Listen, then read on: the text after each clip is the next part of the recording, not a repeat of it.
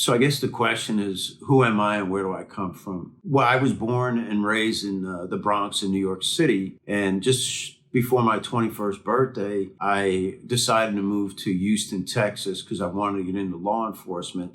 And there was no opportunities in New York to do that because they were going through financial crisis. And so when I got to Houston, got a job just at a construction site and was a laborer for a number of years and eventually got into law enforcement. And then eventually after a few years here, I went to Sugarland Police Department. I started there as a patrolman on the night shift, and I worked my way up through the ranks. And eventually I commanded every division in the police department. And I did that for a number of years until some friends of mine encouraged me to run for justice of the peace. I wasn't interested at first, but it intrigued me to see what is it like to run a campaign and be in politics. And so fortunately, I won the election.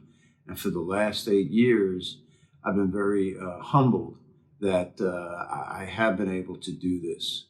And I took the experience that I had in law enforcement and how I was able to meet people and deal with people at the level that they were at, especially emotionally, and took that to the court. Because when people come in there to the court, this is the most important thing that's going on in their lives, is this case that they're there on.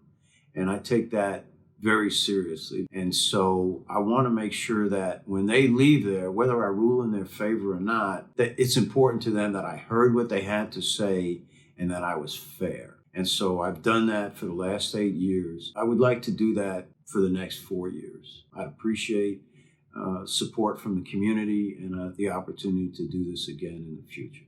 Thank you.